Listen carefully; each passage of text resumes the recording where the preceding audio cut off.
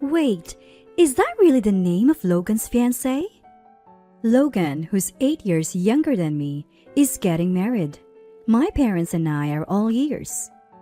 We ask who the lucky person is, and it turns out she's 4 years younger than Logan, and her name is Lilith. Lilith's parents like unique names. Her brother is even named Lucifer. Logan nonchalantly shares, "My parents and I exchanged glances. We knew there were people with quirky names out there, but we can help but feel it's not quite our style." I'm Mila, a 45-year-old single woman with a perfectly average name, working an average office job. Sure, I used to find unusual names fascinating when I was younger, but now, when I'm making lists at work, a name that doesn't autocomplete is just an inconvenience. Well, interesting. Anyway, congratulations, I offer. My mom and dad follow suit. After some talk about Logan, my dad clears his throat. So, Mila, no plans to get married? Met anyone interesting? Unfortunately, good opportunities are hard to find, I reply, quickly exiting the living room. Mom lets out an exaggerated sigh while Logan takes out his phone, seemingly uninterested. Years ago, my dad would say, "I won't let you marry as long as I'm alive." Now, he's more eager for me to marry than my mom is. But I have no intention of getting married. I've had boyfriends, but life is good as it is. I'm content with being single. Fast forward a few months. Inspired by Logan's marriage, I decided to live alone. My overprotective dad used to insist, "A girl must go to a college close to home." So I stay with my parents even after graduation, but the timing feels right now. This time, Dad didn't say a word. So instead of renting, I bought a condo. It's a trendy place, with a resident manager and lots of shared amenities and emergency services. My mom was like, "You're getting ahead of yourself." But she didn't object. My mom probably knew before my dad did that I wasn't planning on getting married. Even so, when I saw Logan's wedding, I thought, they look happy. Maybe that could have been a nice life for me too. 6 months after their wedding, Logan and his wife announced, "We had a baby girl." Turns out, they were already expecting during their wedding. My parents were thrilled about their first grandchild, and Logan was instantly smitten with his daughter. "He's the cutest thing ever," he would text me, sending the same looking baby pictures over and over on my WhatsApp. I've never received this many messages from Logan before. But seeing my parents and Logan so happy, I felt genuinely joyful too. In a way, Logan had done something for our parents that I couldn't, and that touched me deeply. I can't quite put it into words, but realizing that a new life, not previously in existence, was now being celebrated by everyone in our family was overwhelming. Babies are truly precious, little bundles of hope. Inspired by these feelings, I decided to splurge a little on a baby gift. 3 days after the baby was born, I took a paid day off to visit the maternity hospital.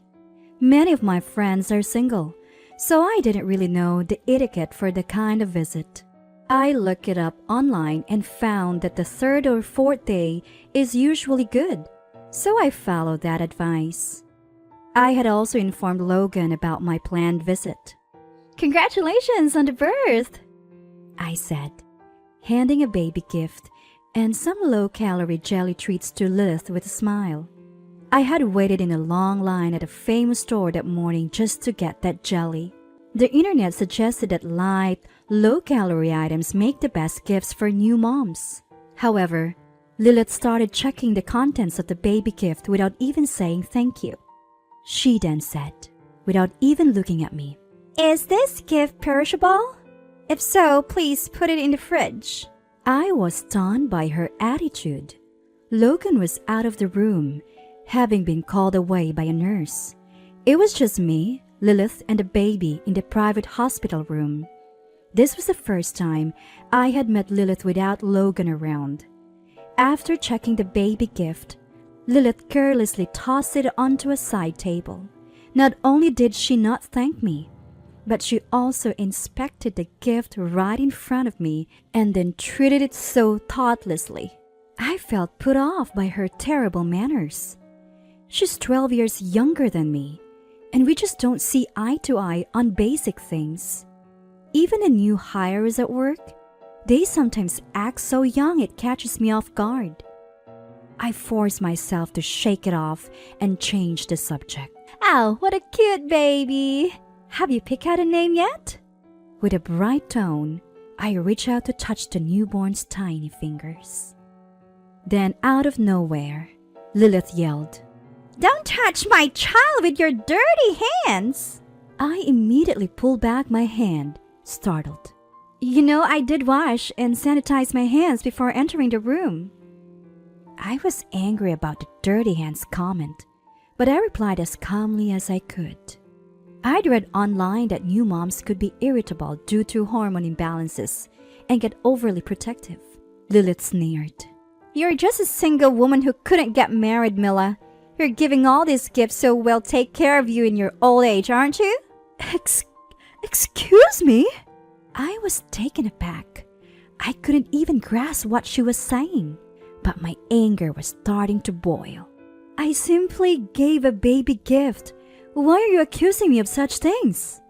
"It's obvious. That's your ulterior motive, Mila. I knew it." "Why are you deciding what my motives are?" Her paranoia was getting out of hand. I was beyond angry. I was astounded. I guess my face showed a mix of anger and bewilderment. Lilith snapped at me. "That look on your face says I hit the nail on the head. Don't you dare rely on our family for your later years, Mila." "Fine by me. Just don't expect any family interactions from me going forward." I quickly left the room. The initial gut feeling I had when I heard her name, that she and I wouldn't get along, turned out to be right. Shortly after, Logan sent me a WhatsApp message like he was unaware of what had just happened between Lilith and me. Thanks for the gift. Why did you leave? I spilled everything to Logan. He texted back almost immediately. I'll check with her. After waiting for about 10 minutes, Logan called me.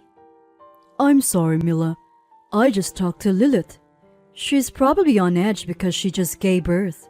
I apologize, especially because you made the effort to come. I was taken aback by his urgency, but also relieved. If Logan had been in agreement with Lilith, it would have been heartbreaking.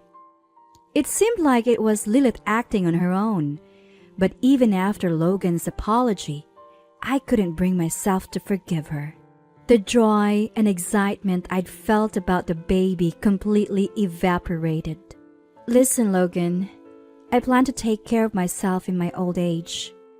I have no intention of being a burden to you, your wife, or your baby. I don't appreciate being judged like that. I don't need any gifts in return for the baby present, so I'll be keeping my distance from Lilith. With that, I decided to cut ties with Lilith to protect my pride and peace of mind. About a year of calm followed. Although I was estranged from Logan and his family, my relationship with my parents remained unaffected. I enjoyed holidays and Christmas at my parents' home, making sure my visits didn't overlap with Logan's family. At first, my parents suggested, "Mila, you're the older sister. Don't be so stubborn. Lilith just gave birth. Maybe she's just a bit emotional. Why not forgive her?" But I firmly declined. Even considering her postpartum condition, Lilith was too disrespectful. "Well, you're certainly stubborn like someone I knew," my mom sighed. But I wasn't going to budge. Apparently, Logan and Lilith had another baby boy. But of course, no congratulations came from me. For some reason, Lilith persistently told Logan and my parents to accept a baby gift from me. Something's wrong with her. After this baby gift incident, my mother started complaining. Grandkids are cute, but Lilith is becoming a problem. I got curious and asked what happened. What my mom revealed was shocking. My parents had always indulged Lilith because of their love for their grandchildren. They happily agreed whenever asked to babysit. Naturally, the kids had become attached to them.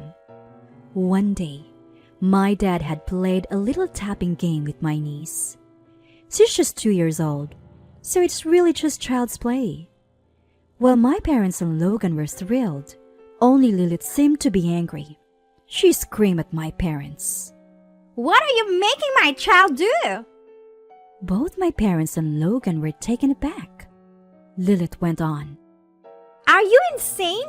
Making a child work? You're not expecting her to take care of you when you're old, are you?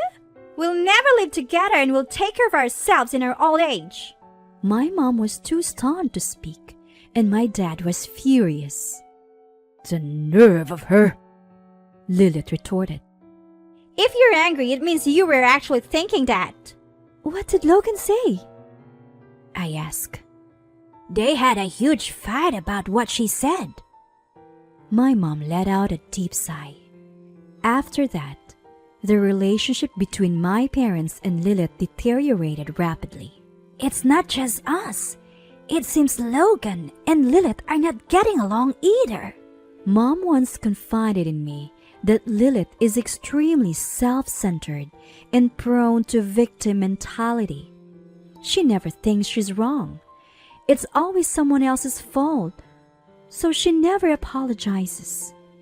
Not just with her parents, but with relatives, her husband's friends and neighbors. She's constantly causing problems. Apparently, Logan has been running around making apologies on her behalf. Although we're estranged, I've been worried about Logan.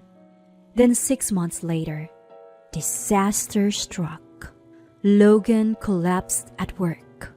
The direct cause was a stomach ulcer, but there's no doubt in my mind that Lilith's toxic behavior played a role.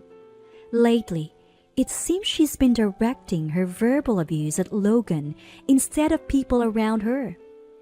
She's mad because she can't get money from my parents anymore, even if it's for their grandchild. So she complains that Logan's income is not enough.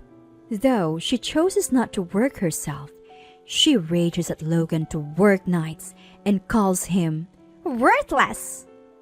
What's more, she's been bad-mouthing Logan to their kids, encouraging them to ignore or demean him.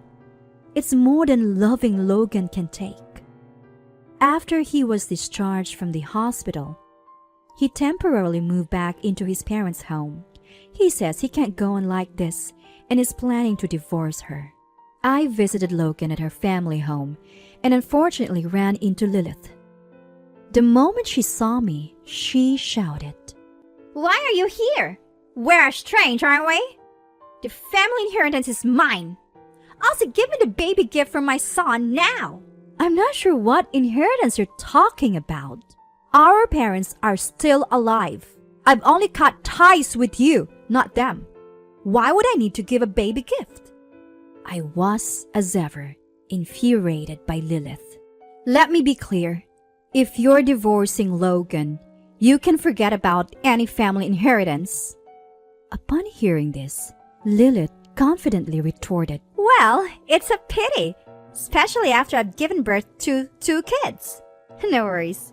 I get plenty of alimony and child support from Logan, enough to force the sale of this house. Don't joke. If anything, you'll be the one paying Logan, not the other way around. Why would I? Who do you think is responsible for Logan's stomach ulcer? It's because you keep causing trouble and stress him out with your verbal abuse, isn't it? Why do you always assume the worst in people? You've taken money and helped my parents, but you refuse to lift a finger yourself. Isn't it family supposed to help each other out? Aren't you just using my dear family as tools for your own gain? I scold Lilith. Just as Lilith tries to talk back, a sturdy man walks in with my parents and says, Hey Lilith, knock it off! pulling her away. Oh, big brother! Turns out it's Lilith's older brother. His name is definitely Lucifer. I remember because the name is so unique. Logan emerges from the room. I called him over. Thanks for coming, Lucifer. I had assumed Lucifer would be just like Lilith, no offense. But shockingly, Lucifer is quite sensible. Though he shares parents with Lilith, it seems he's a straight-laced and honest police officer, shaped by choosing not to follow their bad examples. This is my first time meeting him. He couldn't make it to their wedding due to a last-minute emergency. Logan had some acquaintance with him and got advice about the divorce. Lucifer says, I'm really sorry. Our parents spoiled her. I'll take responsibility for her. And he takes a shrieking Lilith away. I'm stunned by the rapid turn of events, but my parents wave goodbye to Lilith with smiles on their faces. Later, Logan used a recording of Lilith's verbal abuse as evidence to claim compensation in the divorce trial. With Lucifer's help, Logan managed to divorce smoothly. Logan got custody of the kids, and my parents also agreed to help raise them. Nieces and nephews are just too adorable. Honestly, it's a relief that Logan got away from Lilith.